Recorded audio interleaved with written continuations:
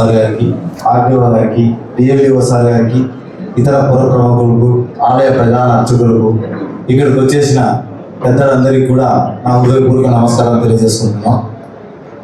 గత కొద్ది రోజులుగా మీకంతా తెలుసు, కదిరి ప్రాంతంలో ఒక భక్తిభావము, ఆధ్యాత్మిక శోభ వెలువరిస్తుంది. దానికి ప్రధాన కారణం మన ఎమ్మెల్యే గారు. వైకుంఠ ఏకాదశి మొదలుకొని వేమన జయంతి ఉత్సవాలు కానీ, తిమ్మమ్మ మరివానం శివరాత్రి ఉత్సవాలు కానీ, రాబోయే బ్రహ్మోత్సవాలు అంతకంటే ఇంకా బాగా నిర్వహించి మన కదిరికి మంచి పేరు తీసుకురావాలని ఆయన కృతనిశ్చయంతో ఉన్నాడు. దానికి తోడు మేమంతా కూడా అన్ని డిపార్ట్మెంట్ వారు కూడా మా సహాయ సహకారం అందిస్తాం. ముఖ్యంగా లాస్ట్ ఇయర్ గమనిస్తే కొన్ని ఇబ్బందులకు గురైనా మీకు అందరికీ తెలుసు. తేరు యథాస్థానానికి చేరిన తర్వాత నిచ్చెన విరిగిపోయింది. స్వాములందరికీ కూడా తెలుసు.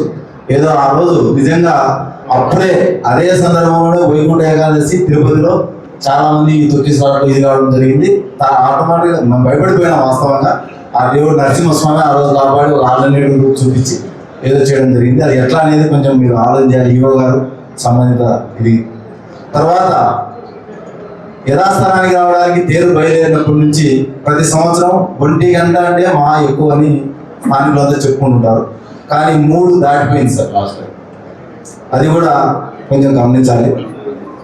తర్వాత తాళ్ళు తెగిపోయినాయి, చక్రాలు అక్కడక్కడ ప్యాచ్లు ఊడిపోయినాయి అని భక్తులంతా కూడా చెప్పడం జరిగింది. దయచేసి ఈసారి ఉత్సవాల్లో వాటిని అన్ని కూడా మనం సరి చేసుకొని పోతే, ఎందుకంటే 1 గంట చెప్తే ఎక్కువ మంది భక్తులు దర్శించుకోవచ్చు భగవంతుని పైకి ఎక్కి దేవుడు. అదే 3కు 4కు పోయినా 12కు తీసేస్తారు, దించుతారు దేవుడు.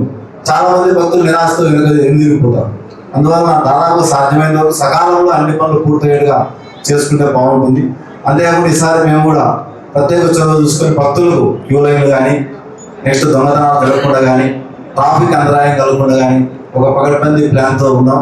దానివల్ల భక్తులకు ఎలాంటి ఇబ్బంది లేకోకుండా కూడా ఈ బ్రహ్మోత్సవాలను దిగ్విజయంగా చేస్తామని చెప్పేసి మీకు అందరికీ తెలుపుకుంటూ మరొకసారి కృతజ్ఞతలు తెలుపుకుంటాం.